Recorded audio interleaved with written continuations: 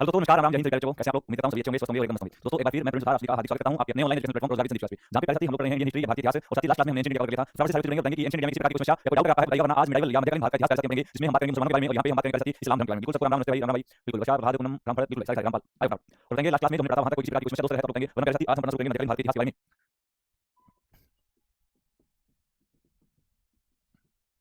बहुत interesting topic है आपका मध्यकालीन भारत का इतिहास, जिसके अंदर हम बात करेंगे मुसलमानों की कहानी के बारे में। साथ ही एक बात करेंगे 44 साल है, तो आज हम मध्यकालीन भारत का इतिहास पढ़ना शुरू करेंगे। बिल्कुल गजब, माशाल्लाह। चलिए, मध्यकालीन भारत की बात करें तो इसकी स्टार्टिंग वो मुस्लिम आक्रमण से। इस भारत के अंदर जो मध्यकालीन भारत का इतिहास होता है वो होता है मुस्लिम आक्रमण से।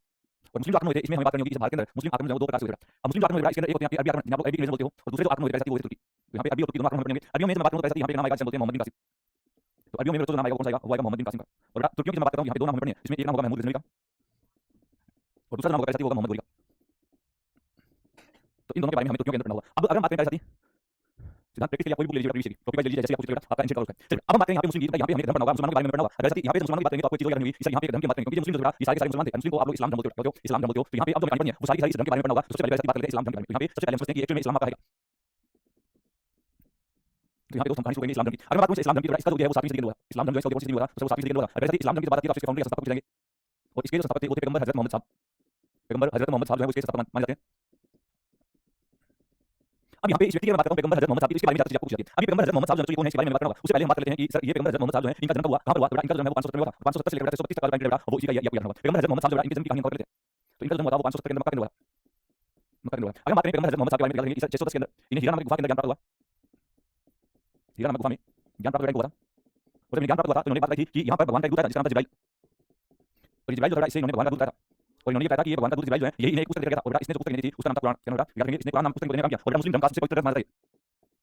तो मुस्लिम धर्म का पवित्र ग्रंथ कौन सा है? तो आप आंसर कर देंगे वो पवित्र ग्रंथ जो है वो ये कुरान ही है। कौन सा है? सब कुरान है। याद रखना, इसे हीरा नामक गुफा के अंदर ज्ञान प्राप्त हुआ। याद रखना, एक भगवान का दूत जिसका नाम जिब्राइल था और वो आए के पास कोई किताब कुरान देने का काम किया। और ये कुरान जो है मुस्लिम धर्म का सबसे पवित्र ग्रंथ माना जाता है। ये आपको इनके बारे में याद रखना होगा। जैसे अगर बात करें इनके बारे में पैगंबर हजरत मोहम्मद साहब के बारे में, तो आपको ये याद रखना होगा कि पैगंबर हजरत मोहम्मद साहब जो है 622 के अंदर मक्का से मदीना की यात्रा करते हैं। याद रखना, सर ये मक्का से मदीना चले गए। और जब ये मक्का से लेकर मदीना की यात्रा करते हैं इसी यात्रा को नाम दिया। और इसे आप लोग हिजरत के नाम से जानते हो। इसे नाम से जानते हो। तो सर जब मक्का से मदीना की यात्रा करते हैं याद रखना इसे हिजरत का गया। और यहीं से 622 के अंदर हिजरी संवत की शुरुआत होती है। याद रखना 622 ईस्वी के अंदर क्या होता है? हिजरी संवत की शुरुआत होती है। तो 622 के अंदर इन्होंने क्या किया? तो सर इन्होंने एक तो मक्का से मदीना की यात्रा की और इसी को हिजरत किया। इसी को आप लोग हिजरत बोलते हो। आपको याद है। और दूसरा 622 के अंदर इन्होंने हिजरी संवत की यात्रा करने का काम किया था। ये दोनों बातें इंपॉर्टेंट है। अगर मैं बात करता हूं इसे मोहम्मद सल्लल्लाहु अलैहि वसल्लम के बारे में, आप लोग मुस्लिम धर्म की बात करते हो यहाँ पे बार-बार मोहम्मद सल्लल्लाहु अलैहि वसल्लम होता है। मोहम्मद सल्लल्लाहु अलैहि वसल्लम की बात आपसे पूछ लिया जाएगा कि मोहम्मद का अर्थ क्या होता है? तो मोहम्मद का जो होता है वो होता है जिसकी अत्यंत प्रशंसा की जाती हो। प्रशंसा होती है, प्रेज या तारीफ आप बोलते हो, जिसकी अत्यंत प्रशंसा की जाती हो या की गई हो। तो ये आपको यहाँ पे मोहम्मद का याद रखना होगा। अगर बात करें पैगंबर हजरत मोहम्मद साहब के बारे में तो मृत्यु भी दो तरह की और इनकी मृत्यु 632 के अंदर हुई। 632 में इनकी मृत्यु जो है वो मदीना के अंदर हुई और आप सभी जानते हो सऊदी अरब के अंदर। यहाँ पे सऊदी अरब में सर इनकी मृत्यु होगी। मृत्यु के बाद क्या हुआ? इनकी उत्तराधिकारी में जब इनकी मृत्यु हुई थी, इनकी मृत्यु के बाद इनके सक्सेसर ने उत्तराधिकारी में और उत्तराधिकारी में सबसे बड़ा नाम जो है अली का। इसका नाम है अली का नाम है। अली कौन था? तो सर ये इनका दामाद था। कौन था? इनका एक दामाद हुआ था अली। दूसरा नाम हुआ था आपका उस्मान का। दूसरा नाम है सर उस्मान का नाम है। तो तीसरा नाम हुआ था उमर का। इसका नाम है उमर का। तो इनके उत्तराधिकारी में एक अली थे जो इनके दामाद बने, दूसरा उस्मान थे और तीसरा यहाँ पे नाम उमर। अगर ये जो अली था इसका ज्यादातर वक्त था वो लड़ाइयों के अंदर बीतता लगा क्योंकि मृत्यु के बाद इनका बीच में है तो यहाँ पे इनका वक्त है वो इसके अंदर बीतता लगा। आपको याद रखना होगा। अगर बात करें इनके बारे में याद रखना इसी के अंदर एक नाम और जो हुआ था अबू बकर। इसका नाम है तो नाम जो आप याद रखेंगे अबू बकर होगा। अब इनके उत्तराधिकारी हुए थे। अब बेटा यहाँ पर एक पद बना जाएगा और ये पद होगा खलीफा का पद। यहाँ पे अब एक पद की बात करी जाएगी जिसे आप लोग खलीफा। तो कहते हैं यहाँ पे कौन सा पद लिया लोगे? तो सर यहाँ पे खलीफा का पद बना जाएगा। सर खलीफा क्या होता है? आप लोग जानते हो इस मुस्लिम धर्म के अंदर एक तो राजनीतिक है और एक धार्मिक प्रमुख खलीफा होता है। याद रखेंगे सर ये जो है राजनीतिक व धार्मिक प्रमुख होता है। राजनीतिक व धार्मिक प्रमुख जो तो क्या करता था तो सर वो खलीफा करता था। तो ये आपको यहाँ पे याद रखना होगा कि ये मुस्लिम धर्म के अंदर सबसे बड़ा कौन सा होता है? तो आंसर करेंगे ये खलीफा होता है। और आपसे पद मिल जाएगा। तो ये खलीफा का पद जो था इस पद को खत्म किसने किया? वर्तमान में खलीफा पद नहीं है और इसे खत्म किया था कमाल पाशा ने। किसने किया? तो सर एक व्यक्ति का नाम कमाल पाशा। अब इस कमाल पाशा द्वारा जो है इस पद को पूर्ण रूप से कर दिया, खत्म यहाँ पर कर दिया। याद रखेंगे इस खलीफा का पद वर्तमान में नहीं है और इसे खत्म करने वाला व्यक्ति था इसका नाम क्या था? इसका नाम कमाल पाशा हुआ था। और इसने कहा कि इस तरह का कोई भी जो चीज है वो नहीं होगी। अब अगर बात करते हैं मुस्लिम धर्म की, तो मुस्लिम धर्म के अंदर आप लोग दो शब्द बार होंगे। एक बड़ा खुदा शब्द याद रखना मुस्लिम धर्म के अंदर एक तो आपको खुदा शब्द बार मिलेगा और एक शब्द आपको बार अल्लाह दिखाई देगा। अल्लाह और खुदा दो अलग शब्द आपको बार मिलेंगे। जिसमें खुदा शब्द होता है ये लोग जो है वो फारसी होते हैं। खुदा शब्द का जो उपयोग करते हैं वो फारसी होते हैं और अल्लाह शब्द का जो उपयोग करते हैं वो अरबी होते हैं। वो अरबी इन्हीं को आप मुस्लिम बोलते हो। याद रखना इस जो मुस्लिम है वो हमेशा भगवान को अल्लाह बोलेंगे और फारसी में तो क्या बोलेंगे? खुदा बोलेंगे। अब ये तो मुस्लिम इन्हीं मुसलमानों ने अपने भारत के अंदर आक्रमण करना शुरू किया। जब मुसलमानों ने भारत में आक्रमण करना शुरू किया तो यही से हमारे भारत के इतिहास की शुरुआत करती है। ये मैं यहाँ पे पढ़ूंगा जो मैंने आपको स्टार्टिंग में बताया कि भारत में मुस्लिम आक्रमण दो प्रकार से हुए जिसमें एक जो क्या तो वो क्या अरबियों का दूसरा जो क्या वो तुर्कियों के द्वारा यहाँ पे किया जाता है। तो अब यहाँ पे हम लोग सबसे पहले पढ़ना शुरू करेंगे भारत में अरबी आक्रमण। तो ऐसा ही हेडिंग लगाओगे भारत में अरबी आक्रमण। तो यहाँ पे हम पढ़ेंगे मुस्लिम आक्रमण। इन मुसलमानों के अंदर हम लोग बात करने वाले हैं तो सर यहाँ पे हम बात करेंगे अरबियों के बारे में। सबसे पहले इनके बारे में बात करेंगे वो यहाँ पे अरबी आक्रमण।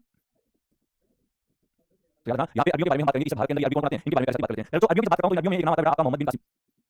इसका नाम है तो यहाँ पे सर जिस व्यक्ति का नाम आता है वो है मोहम्मद बिन कासिम का।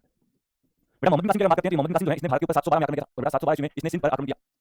इसने कहां पर आक्रमण किया था? तो आंसर करना 712 के अंदर पाकिस्तान के अंदर पड़ने वाले सिंध प्रांत के ऊपर सबसे पहली बार आक्रमण किया। अब पहले ये समझते हैं कि इसने आक्रमण कर दिया लेकिन ये व्यक्ति है कौन है? मोहम्मद बिन कासिम के बारे में बहुत अच्छी बात पूछी जाएगी। और मोहम्मद बिन कासिम तो ये वो व्यक्ति था जो भारत पर आक्रमण करने वाला, भारत पर आक्रमण करने वाला पहला सफल मुस्लिम था। पहला सफल मुस्लिम माना जाता है जो भी इसके अंदर सक्सेस हो गया था।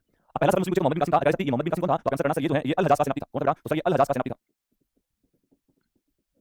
तो याद रखना मोहम्मद बिन कासिम जो है अल हजाज उसमें इराक और ईरान का गवर्नर था। इसी का ये सेनापति हुआ करता था। अब तो मोहम्मद बिन कासिम की बात करूं तो इसने 712 ईस्वी के अंदर अपने भारत देश के अंदर आक्रमण किया और 712 के अंदर तो यहाँ पर लड़ाई लड़ी जिसे आप लोग रावत या तो रेवार का युद्ध बोलते हो। तो यहाँ पे रेवार या रावत का युद्ध लड़ा गया और ये रावत का युद्ध था तो इसमें दो सेनाएं आपस में लड़ी थी जिसमें एक तरफ लड़ा था मोहम्मद बिन कासिम जहाँ पे बच्चों एक तरफ कौन लड़ रहा था, तो सर वो मोहम्मद बिन कासिम लड़ रहा था। अब बच्चों मोहम्मद बिन कासिम के सामने कौन लड़ रहा था, तो आंसर करेंगे इसके सामने लड़ रहा था राजा दाहिर। और बच्चों जब मोहम्मद बिन कासिम और राजा दाहिर के बीच में जो हुआ था, इसी के अंदर मोहम्मद बिन कासिम की जीत हो जाती है और यहाँ पे राजा दाहिर बच्चों ये हार जाएगा, वहाँ जाएगा याद रखना सर, इसके अंदर मोहम्मद बिन कासिम तो जीत गया और यहाँ पे राजा दाहिर की जो हार होती है, तो ये बात आपको याद यहाँ पे रखनी होगी। अब इस राजा दाहिर को समझते हैं कि इस राजा दाहिर जो रावण के अंदर हारा था, ये राजा दाहिर में था कौन, जो याद रखना इस राजा दाहिर जो है ये उस समय सिंध का शासक था, तो ये कौन था, तो सर ये उस समय सिंध का राजा हुआ करता था, राजा दाहिर कौन था, तो सर उस समय सिंध का राजा जो था वो राजा दाहिर हुआ करता था। और याद रखना यहाँ पर इसकी राजधानी हुआ करती थी, और इसकी जो राजधानी थी, इसकी राजधानी का नाम था देवल, क्या नाम था, इसकी राजधानी देवल हुआ करती थी। ये देवल जो है एक उस समय अंदर का हुआ करता था, ऐसा याद रखना इस सिंध का जो राजा था वो दाहिर हुआ करता था, इसकी राजधानी तो उस समय कौन सी थी, तो आंसर करेंगे इसकी राजधानी जो है वो देवल हुआ करती थी। तो इसी के ऊपर यहाँ पर इसने आक्रमण करने का काम किया। और याद रखना अगर मैं बात करूं राजा दाहिर के बारे में, तो ऐसा ये दाहिर जो है एक ही समस्या राजा था, ये इसका ब्राह्मण वंश था, कौन सा राजा था, तो सर ये ब्राह्मण वंश का राजा था। तो याद रखेंगे इस राजा दाहिर जो ब्राह्मण वंश का राजा हुआ करता था, और तो इस ब्राह्मण वंश के राजा की पत्नी हुआ करती थी। और अगर मैं बात करूं राजा दाहिर की पत्नी के बारे में, तो राजा दाहिर की पत्नी तो इसका नाम था लाड देवी, इसकी पत्नी का नाम क्या था, तो सर इसकी पत्नी का नाम लाड देवी हुआ करता था। अब याद रखना इसकी दो बेटियां भी थी, इस राजा दाहिर की दो बेटियां हुआ करती थी, दो बेटियों में एक बेटी का नाम था वो था निर्मला, इसकी एक बेटी का नाम था निर्मला और दूसरी बेटी का नाम था सूर्य देवी। निर्मला और सूर्य देवी दोनों की बेटियां हुआ करती थी। इन दोनों की बेटियों को क्या किया जाता है, तो आंसर करना बंदी बना लिया जाता है। तो याद रखना इन दोनों की बेटियों को बंदी बना लिया जाता है और बंदी बनाकर अल हजाज के पास भेज दिया गया, बंदी बनाकर अल हजाज के पास बच्चों से भेज दिया जाता है दोनों को। ये बात आपको यहाँ पे याद रखना होगा। अगर आप पूछे राजा दाहिर तो आंसर करेंगे सही, उसमें सिंध का शासक हुआ करता था। सिंध का जो राजा ब्राह्मण वंश का था, इसकी राजधानी का नाम देवल था, देवल जो बंदर का यहाँ पे दो हुआ करता था और इसकी पत्नी का नाम जो था वो लाड देवी था। इसकी दो बेटियां, एक का नाम निर्मला और दूसरे का नाम सूर्य देवी हुआ करता था। ऐसे इसकी दोनों बेटियों को इस मोहम्मद बिन कासिम ने बंदी बना लिया और बंदी बनाने के पास अपने मालिक के पास जिसका नाम अल हजाज था, इसके पास भेज दिया जाता है। अब ये मुस्लिम जो है भारत के हैं, तो यहाँ पर कुछ चीजों में चेंज होगा, कुछ चीजों में बदलाव देखने को मिलेगा। तो अब बात करते हैं पहले तो कि ये जो मुस्लिम भारत के हैं इनका योगदान क्या था, एक बार कैसे क्या बताएंगे, यहाँ तक की बात करते हैं, सारी सारी करते हैं, यहाँ तक की सारी बात है और फिर इनके कंट्रीब्यूशन ये कैसे इनके योगदान की बात करेंगे। इसका ये लोग जो भारत के अंदर थे, इन लोगों का भारत के अंदर कौन सा कंट्रीब्यूशन यानी कौन सा योगदान था, तो फिर हम वो बात करने वाले हैं। सबसे एक बताइएगा कि यहाँ तक की बात क्लियर है,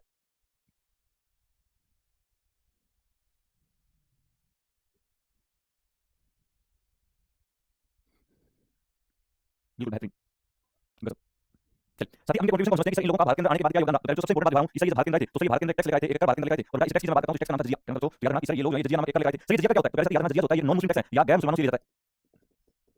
थोड़ा ये क्या जो है वो गैर मुसलमानों से लिया जाता था। जजिया का मतलब क्या था कि ये जो लोग मुसलमान थे, इन लोगों ने बात बोली थी कि अगर आपको यहाँ पे रहना है, इस एरिया के अंदर रहना है, तो आपको मुस्लिम धर्म या इस्लाम धर्म को कबूल करना होगा। अगर आप लोग इस्लाम धर्म को कबूल नहीं करते हैं तो इसके लिए आपको यहाँ रहने के कुछ पैसे या कुछ चार्जेस देने होंगे। और ये चार्जेस जो थे जजिया लगते थे, और जजिया एक नॉन मुस्लिम टैक्स यानी मुसलमानों को छोड़कर बाकी कोई भी धर्म का लोग यहाँ पे रहेगा तो कोई टैक्स नहीं आता, तो ये वही टैक्स था। जजिया की मैं बात करता हूं तो आपको ये भी याद रखना होगा, जजिया से 5 बात एग्जाम में आती है। पहला पॉइंट आएगा जजिया को लागू कहां पे किया गया, पूरा आंसर देंगे सही, सिंध प्रांत में लागू किया गया।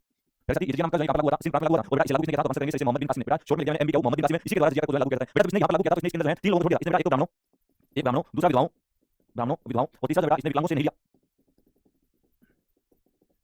तो ये इंपॉर्टेंट है, इसने एक जो किससे नहीं लिया था, तो आंसर करेंगे सबसे पहले ब्राह्मणों को छोड़ दिया था, दूसरा इसने विधवाओं को छोड़ दिया और तीसरा इसने विकलांगों को छोड़ने का काम किया और इनसे टैक्स हुआ था, ये नहीं लिया था। लेकिन आगे राजा इसके बारे में बताएंगे। बेटा जजिया के बारे में तो बातें समझते हैं क्योंकि जजिया से एग्जाम में डेफिनेट क्वेश्चन आया है, पहले हम जजिया की बात करते हैं।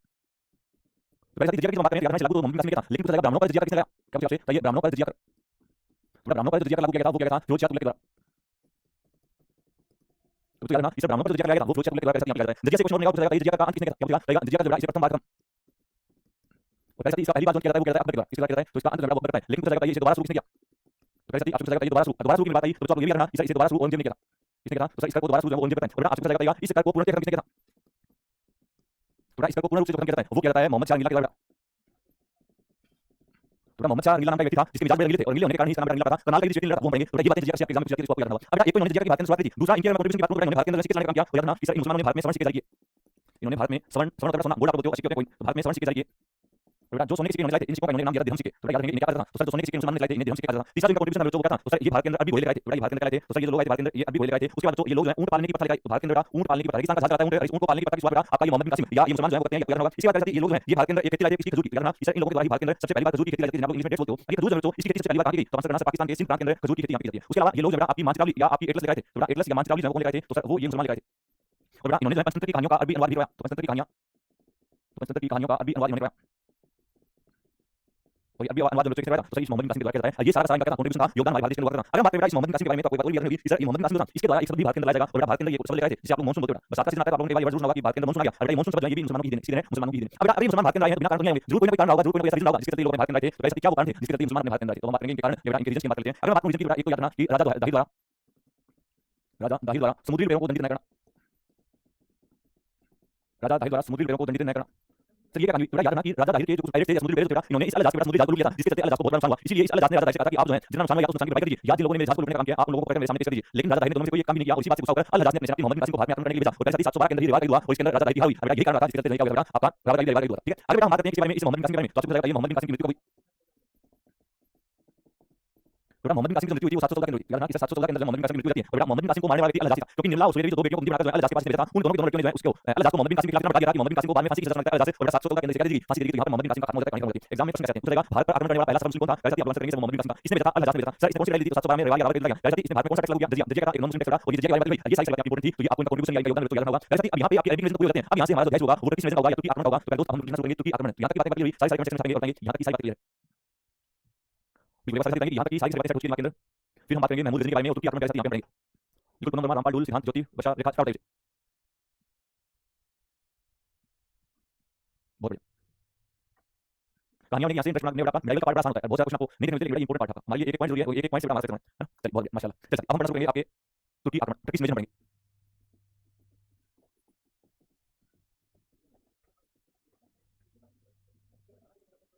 चलिए टर्किश इन्वेजन पढ़ेंगे, बहुत बढ़िया। एक बार कर दीजिए, ठीक है भाई, इतना सीरियस करते हैं। हाँ फरवरी का महीना बिजी होंगे बहुत, कम क्लास होते हैं। फरवरी का महीना के साथ एंजॉय करेंगे एक बार। आज कौन सा सीरियस करने करेंगे। चलिए टर्किश इन्वेजन कैसे पढ़ेंगे, तुर्की आक्रमण की बात करेंगे। तो तुर्की आक्रमण भारत के अंदर दो क्लास हुए। एक तो कहता है महमूद गजनी, तो एक आक्रमण जो कहता है वो महमूद गजनी की कहता है, और दूसरा आक्रमण कहता है वो कहता है मोहम्मद गोरी का। मोहम्मद गोरी। तो सबसे पहले हम लोग महमूद गजनी के बारे में डिस्कस करते हैं। इसलिए महमूद गजनी एक्चुअली कौन है, तो पहले सबसे पहले जो कहानी हम करेंगे वो महमूद गजनी के बारे में करेंगे। वैसे अगर मैं बात करूं महमूद गजनी के बारे में, तो आपको ये बताना चाहिए सर ये है कौन। तो आपका एक वंश हुआ करता है जिसका नाम था गजनी वंश, क्या नाम था गजनी वंश। और ये गजनी वंश ही आपका एक और नाम से जाना जाता है जिसका नाम होता है यमनी वंश। कौन सा था यमनी वंश। ये यमनी वंश हमें तो याद रखना था, तो सही हमारा अफगानिस्तान के अंदर हुआ करता था। याद रखेंगे कि गजनी या यमनी वंश की कहानी कैसे यहाँ पे कवर करेंगे। सिद्धांत क्या होगा भाई। चलिए गजनी या यमनी वंश की तो बात करेंगे, और यहाँ पे मैं बात करूं यमनी वंश की अफगानिस्तान के अंदर हुआ करता था। ऐसा कि अगर हम बात करते हैं इस वंश के बारे में, तो फाउंडर इसके सबका पता चाहिए कि इस वंश का जो फाउंडर था तो कौन हुआ करता था। तो आंसर करेंगे सब वो थे अलकीन, कौन था तो वो अलकीन था। और इस अलकीन की बात करूं तो इसने इसकी स्थापना करी थी। तो 932 ईस्वी के अंदर इस अलकीन ने यमनी वंश की स्थापना जो है यहाँ पर करने का काम किया। हाँ जिसकी शादी उसके बाद होने वाला है ना। हाँ जो सीटी फोकस बहुत ठीक। दो लाइनें सुनिए जरा कि चमचम करती चांदनी टिम करती सितारे, चमचम करती चांदनी टिम करती सितारे, और वो 10 के साथ घूमती है लेकिन फिर भी कहती है बाबू बस हम हैं तुम्हारे। ठीक है, तो ये आज की कड़ी चाहिए। चलिए बेटा इसके तो स्थापक थे वो अलकीन, बेटा 932 ईस्वी के अंदर इस अलकीन के द्वारा यमनी वंश की जाती है। बेटा इस अलकीन के मैं बात करूं, इसी का ही गुलाम दामाद हुआ था। बेटा पहले गुलाम था और बाद में इसकी बेटी के साथ शादी कर दी, वही उसका दामाद बना। और इसका गुलाम दामाद था जो इसका नाम था सुबुकीन। और बेटा इस बुकिन जो है ये 970 ईस्वी में गद्दी पर बैठा, ये गद्दी पर बैठा तो 970 ईस्वी के ऊपर गद्दी पर बैठा। और बेटा सुबुकीन के बाद जो है इसी सुबुकीन का एक बेटा भी हुआ, और सुबुकीन का बेटा था इसका नाम था वो क्या था, तो सर वो महमूद गजनवी था। वो कौन सा तो सर वो महमूद गजनवी। बेटा गजनवी तो ये मैं गजनवी लिखूंगा तो एक ही बात है, महमूद गजनी ही बेटा गजनवी है, आपको यहाँ कैसे होगा। अगर बात करें इसके बेटा महमूद गजनी की, तो ये महमूद गजनी जो ना अब इसके बारे में कोई कहानी पढ़नी है, ये महमूद गजनी को सुनना कैसे थी। अगर मैं बात करूं महमूद गजनी की थोड़ा याद रखेंगे, इसके बारे में कुछ अच्छी अच्छी बातें कभी एग्जाम में आती है। महमूद गजनी की बात करते हैं तो याद होगा इसने 1001 से लेकर 1027 तक, बेटा इसका टाइम पीरियड क्या आएगा 1001 से लेकर 1027 तक भारत पर 17 बार आक्रमण किए। बेटा याद रखना इसने भारत पर लगातार 17 बार आक्रमण किए।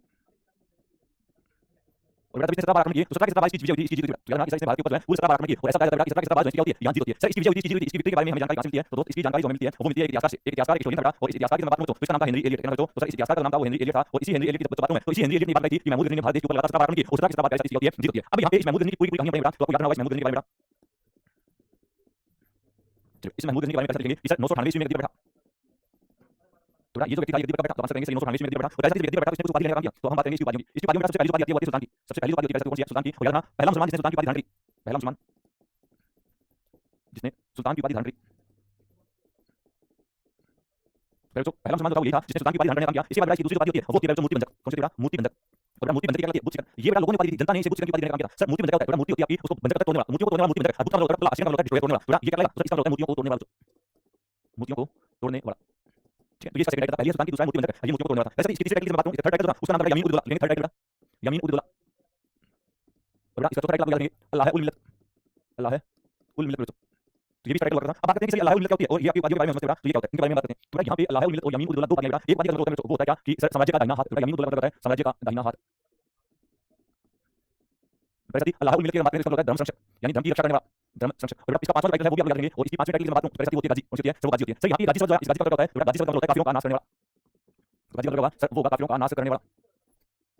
वैसे याद रखेंगे यमीन उद दौला अल्लाह उल मिल्लत, गाजी, गाजी के अलावा बुद्ध शिखर मूर्ति बंधक और सुल्तान की उपाधि जिसमें एक ही चीज के बारे में यमीन उद दौला का मतलब साम्राज्य का दाहिना हाथ, अल्लाह उल मिल्लत का मतलब धर्म की रक्षा करने वाला, और गाजी का मतलब होता है जो काफिरों का नाश करने वाला। ये यहाँ पे कुछ टाइटल उसके बारे में थे, ये आपको यहाँ याद रखना है। अब इस भारत देश के ऊपर 17 बार आक्रमण किए, एक तो मैं आक्रमण नहीं है, लेकिन उससे पहले हम बात करते हैं इसके दवाइयों के बारे में। ये जो व्यक्ति था इसके दवाइयों करते थे, उन दवाइयों के द्वारा अपने भारत के अंदर काम किया। अब उनके एक दवाइयों के नाम सुनेंगे जिसमें सबसे पहला नाम है फिरदौसी का नाम लेंगे, तो सब इसके दवाइयों के बारे में इसके बात करते हैं। और कोई याद दवाइयों की बात करूं तो यहाँ पे सबसे पहला नाम आता है वो आता है फिरदौसी का। इसका नाम है फिरदौसी का। फिरदौसी की जब मैं बात करूं तो याद रखना इसने कुछ लिखी जिसका नाम था शाहनामा। बहुत बार एग्जाम पूछा जाता है ये शाहनामा कुछ किसके बाद लिखी, वैसे ही आंसर करेंगे फिरदौसी। दूसरा नाम आता है वो आता है अल-अरूनी का, ये बहुत बहुत इंपॉर्टेंट है अल-अरूनी। इस अल-अरूनी के बारे में सबसे ज्यादा क्वेश्चन एग्जाम में मिलेंगे, तो इस अल-अरूनी के बारे में थोड़ी चर्चा कर लेते हैं। इस लेक्चर में सबसे इंपॉर्टेंट अल-अरूनी की बात करता हूं, पहला पॉइंट याद रखेंगे जन्म। तो इसका जन्म बेटा वो खारिज में हुआ। अगर बात करें अल-अरूनी के वास्तविक नाम की, वास्तविक नाम वैसे इसका पूरा नाम अबू रेहान मोहम्मद बिन अल-अरूनी था। मोहम्मद बिन अल-अरूनी हुआ करता। वैसे ही अल-अरूनी जो है ये महमूद गजनी के साथ भारत आया, महमूद गजनी के साथ भारत आया। बेटा इस अल-अरूनी की बात करूं याद रखना संस्कृत भाषा को पढ़ने वाला, संस्कृत भाषा है, पुराणों का अध्ययन करने वाला पहला मुसलमान था। तो ये बहुत इंपॉर्टेंट पॉइंट है। पहला मुसलमान कौन था जिसने भारत के अंदर संस्कृत भाषा और पुराणों को पढ़ने का काम किया, तो समझ करेंगे वो ये अल-अरूनी हुआ करता। बेटा अल-अरूनी की बात याद रखेंगे, इस अल-अरूनी ने एक पुस्तक लिखने का काम किया। वैसे ही अल-अरूनी ने किस पुस्तक की रचना की थी, बेटा अल-अरूनी के द्वारा किताब लिखा जाता है, इस किताब के बारे में थोड़ी चर्चा करते हैं। इस अल-अरूनी के द्वारा जो है एक किताब की रचना की जाती है जिसे आप लोग बोलते हो किताब उल हिंद। इस किताब उल हिंद आप लोग बोलते हो। वैसे इस किताब का एक दूसरा नाम होता है, इसे बोलते हो तहकीक-ए-हिंद। तो इसका बोलता है, समझ करेंगे इस किताब को तहकीक-ए-हिंद बोलते हैं। बेटा किताब उल हिंद या तहकीक-ए-हिंद की मैं बात करता हूं तो आपको याद रखना होगा ये किताब जो है ये 11वीं सदी में आधारित है। 11वीं सदी में भारत की जानकारी देती है बेटा। 11वीं सदी के अंदर भारत जो किस प्रकार का वहाँ की सामाजिक और आर्थिक जानकारी देने का काम व्यक्ति किताब लिखी है। ये किताब जो है, इस किताब के अंदर आप कितने अध्याय लेंगे तो आंसर करना से इस किताब के अंदर 80 अध्याय लेंगे और इन 80 अध्यायों को आप पढ़ोगे तो इसके अंदर हरियाणा के बारे में भी लेके गया और तो इसके अंदर हरियाणा की जगह वर्णन किया जिसका नाम है ब्रह्मसरोवर। तो इसके अंदर हरियाणा के ब्रह्मसरोवर पर तो लेके यहाँ पे है इन 80 अध्यायों के अंदर ये तो आपको याद रखना होगा किताब और हिंदी के बारे में। यहाँ पे पहला दोनों कोट पढ़ेगा इसका नाम क्या फिर दूसरा दोनों पढ़ेगा अलूनी और अलूनी आपके एग्जाम में जरूर पड़ेगा जरूर पड़ेगा मैंने बोर्ड पे छापने का काम दिया। अब इसके बारे में बात करें तो कोई दवाई को याद रखना होगा। इसका अगला दवाई था इसका नाम था उत्बी याद रखना तो इसका एक और भी दवाई हुआ था इसका नाम था उत्बी। यहाँ पे तीसरा नाम लिखा होगा उत्बी और उत्बी के बाद में किताब ली जाएगी इसका नाम था तारीख ए यामिनी। तारीख ए यामिनी तो तारीख ए यामिनी किताब जो है उत्बी लिखी थी और चौथा यहाँ पे नाम आएगा वो आएगा बिहाकी का इसका नाम आएगा बिहाकी का और इस बिहाकी ने जो किताब लिखी उसका नाम था तारीख ए बुक की। सही तारीख ए बुक की किताब कितने की तो आंसर करेंगे सही तारीख ए बुक की किताब जो है बिहाकी की लिखी ये सारी सारी तो क्या थी इसके जो है दवाई हुआ करते हैं इनके बारे में आपको याद करना होगा। तो अगर बात करें इसके बारे में जिसका नाम था महमूद गजनी महमूद गजनी जो है इसके बारे में पॉइंट करना इससे महमूद गजनी ने भारत के अंदर सिक्के लाए थे। इसको बात करें तो इसके अंदर शुद्ध अरबी लेख लिखवाने का काम किया था। यहाँ पे बातें करते हैं ऐसे बात करेंगे यहाँ तक की बातें वेबसाइट पोस्ट की फिर आगे इसके प्रमुख भी पढ़ने बहुत बजरंग कुमार पुनम यादव एस सिंह वर्षा बताएं सही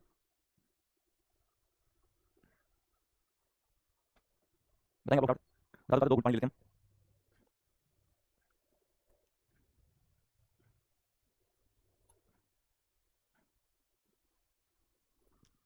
बहुत बढ़िया देखो चलिए अगर बात करें किसी ने भारत के अंदर सिक्के लगे थे और सिक्के तो चांदी के तो इसके द्वारा भारत के अंदर कौन से सिक्के लगे चांदी के सिक्के लगे चांदी के सिक्के की बात करें तो इसके अंदर एक तरफ अरबी भाषा थोड़ा चांदी के सिक्के में एक तरफ अरबी भाषा और दूसरी तरफ तो संस्कृत लेख था यानी संस्कृत भाषा के अंदर कुछ लिखा गया था तो ये आपको यहाँ पे याद रखना होगा इस किसी को में एक तरफ अरबी भाषा थी और दूसरी तरफ संस्कृत भाषा के अंदर कुछ बात लिखने का काम यहाँ पे इस किसी को किया गया तो ये इंपॉर्टेंट पॉइंट इसके बारे में आपको याद दोस्त करना होगा। अब जैसे बात करते हैं हम इस महमूद गजनी की तो हेड डालेंगे इसके प्रमुख आक्रमण जैसे तो पढ़ेंगे इसके प्रमुख आक्रमण जो है भारत देश के अंदर और प्रमुख आक्रमण की बात करें तो सरकार की लेकिन सरकार इसका नहीं पढ़ने हम सिर्फ एग्जाम में पढ़ने हैं इसमें हम बात करते हैं इसके सबसे पहले आक्रमण की। तो इसका पहला आक्रमण होता है वो 1001 के अंदर और 1001 के अंदर इसने हिंदू शाही वंश के राजा जयपाल को पराजित किया हिंदू शाही वंश के राजा जयपाल को पराजित किया। तो क्या करेंगे इसने एक के अंदर हिंदू शाही वंश के राजा हुआ करते थे जिनका नाम था जयपाल और इस राजा जयपाल को यहाँ पे हरा दिया लेकिन फिर राजा जयपाल को लगा कि इसमें बेइज्जती हुई इसीलिए राजा जयपाल ने यहाँ पे कर ली तो आंसर करना इसने यहाँ पे आत्महत्या की। बेटा जब इसी के अंदर राजा जयपाल की हार हुई तो इस राजा जयपाल को जिंदा छोड़ दिया गया लेकिन क्या साथी इसने यहाँ पे आत्महत्या सुसाइड कर ली क्योंकि आप भारत के लोग आपको क्या कहते हैं कि अगर हमारे साथ कुछ ऐसा हुआ तो इसके अंदर इसको लगा बेइज्जती होगी बेइज्जती हुई तो इसने जो है सुसाइड करने का काम किया। पिज़्ज़ा खाने वाले बिल्कुल पिज़्ज़ा खाने वाले तो चलिए मैं कौन सा खाया सर अजीब नाम है इनके जो तेरा नाम तो मुस्लिम है मुसलमानों ने अपने कोई नहीं है आप देखना कभी भी नाम से आपको लेंगे सर पहली बार हिस्ट्री पढ़ेंगे हिस्ट्री स्पेलिंग हिस्ट्री स्पेलिंग चाहिए ऐसा ये टी ओ आर है हां मतलब कमाल पहली बार हिस्ट्री पढ़ेंगे चलिए हिंदू शाही वंश के राजा जयपाल को यहाँ पर किया और राजा क्या कर ली सुसाइड कर ली आत्महत्या कर ली तुम लोग इसका इंग्लिश लिखना सर मैं हिस्ट्री पढ़ेगा हिस्ट्री नहीं ठीक है तुम लोगों को ये करना चाहिए और हिंदू शाही वंश की राजधानी आपसे पूछ जाएगी इसकी राजधानी कौन सी थी वैसे इसकी राजधानी का नाम हिंद तो इसकी कैपिटल नाम हिंद हुआ था इस हिंद का दूसरा नाम क्या था उदबानपुर था तो इसकी राजधानी हुआ थी वो हिंद या उदबानपुर तो करती थी। अगर बात करें इसके अंदर हिंदू शाही वंश की तो जब ये यहाँ पर आक्रमण करता है तो बेटा इसके द्वारा क्या करता है सर यहाँ पर इसने एक नारा दिया था इसका नारा था वो था जिहाद का नारा तो ये मुसलमान था इसी मुसलमान ने आपको नारा दिया सर जिहाद का नारा दिया सर महमूद गजनी जो आया था इसका उद्देश्य क्या था सर महमूद गजनी ने भारत के अंदर जो आक्रमण किए थे इसका उद्देश्य क्या था इसका पहला उद्देश्य क्या था यार इस्लाम धर्म का प्रचार प्रसार एक उद्देश्य था इस्लाम धर्म का प्रचार और प्रसार इसका दूसरा उद्देश्य था क्या कि धन दौलत को लूटना तो धन दौलत को लूटना और तीसरा था समाजवाद या साम्राज्य का विस्तार। ये तीनों के कारण हुआ करते थे जिसके कारण इसने भारत के अंदर आक्रमण करने का काम किया। एक बेटा जिहाद क्या होता है बेटा जिहाद की बात करें ना तो जिहाद शब्द जो है ये मुस्लिम लोग उपयोग करते हैं अपने हिंदुओं के लिए जिहाद के प्रकार के मामले की आजादी से संबंधित होता है। आगे बढ़ूंगा कि 1926 के अंदर एक व्यक्ति बाबर इस बाबर ने बहुत बड़े पैमाने पर 1927 के अंदर थाना के अंदर जिहाद जिहाद या से संबंधित करो तो वहां पढ़ूंगा तो इस्लाम का प्रचार करना धन दौलत को लूटना और समाजवादी नीति ये तीनों तो इसके यहां पे उद्देश्य हुआ करते हैं इनके कार्य हुआ करते हैं आइए आपको यहां पे याद रखना बिल्कुल ठीक। वैसे अगर बात करें इसके बाद उसके बाद जो है आक्रमण किया 1006 के अंदर इसने नगरकोट पर आक्रमण किया तो याद रखना यहां 1006 में इसने नगरकोट पर आक्रमण किया। सर ये नगरकोट आए तो ये जो है आपका कांगड़ा के अंदर आपका नगरकोट है तो ये कांगड़ा के अंदर कांगड़ा का है हिमाचल प्रदेश के अंदर याद रखिए 1006 के अंदर इसने नगरकोट पर आक्रमण किया तो कांगड़ा हिमाचल प्रदेश के अंदर। और अगर बात करें 1008 की तो 1008 में महमूद गजनी ने 1008 में महमूद गजनी ने जो है वो आनंदपाल को पराजित किया इसने आनंदपाल को पराजित किया। सर ये आनंदपाल कौन है याद रखिए कि सर जो अभी नाम पड़ा जिसका नाम था तो यहां पे आपका जयपाल तो जयपाल का बेटा हुआ करता है तो जयपाल का बेटा। अगर बात करें 1009 की याद रखिए 1009 में हरियाणा के नारायणगढ़ तहसील पर आक्रमण किया गया तो हरियाणा की नारायणगढ़ तहसील जो यहां पे है तो सर ये हमारा जिले के अंदर है हरियाणा की नारायणगढ़ तहसील पर इसने 1008 के अंदर आक्रमण किया। एक बार यहां तक की बातें क्लियर है ओके पूरा बताएंगे आप लोग बिल्कुल एक बार सारी बताएंगे यहां 1009 की सारी बातें क्लियर हुई है बहुत फिर इस महमूद गजनी का अगला आक्रमण कैसे पढ़ेंगे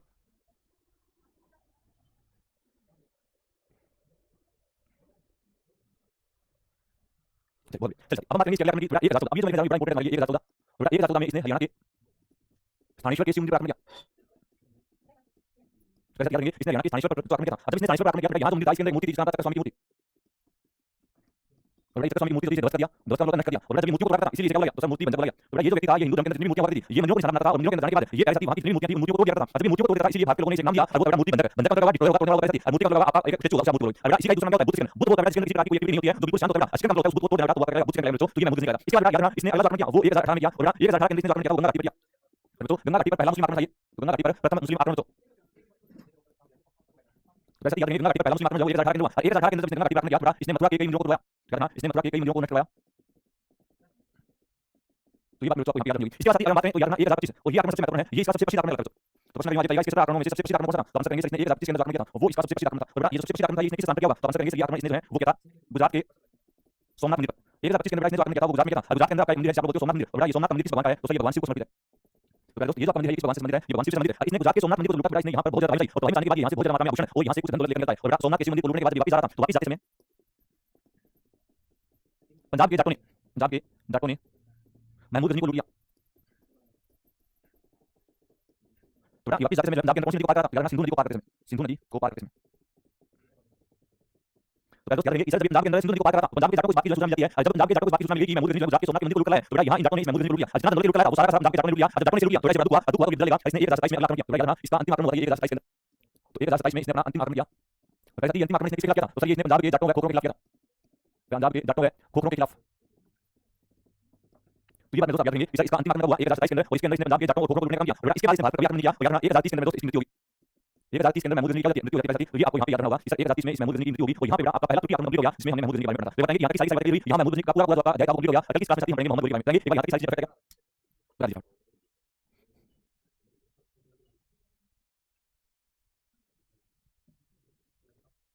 ना बेटा, कोहिनूर हीरा नहीं लेके गया था ये। कोहिनूर हीरे की कहानी आगे पढ़ेंगे कि ये गोलकुंडा की खान से मिला था जब हम लोग पढ़ेंगे इसके बारे में, बाबर के बारे में, क्योंकि ये हीरा जो है बाबर हीरा होता है। ये दिल्ली सल्तनत में जब आपको अलाउद्दीन खिलजी बनाऊंगा करके आप वहां पढ़ेंगे कोहिनूर हीरे की कहानी। ठीक है, आज की क्लास में पहली वाला होगी, तब तक के साथ में जय हिंद, जय भारत।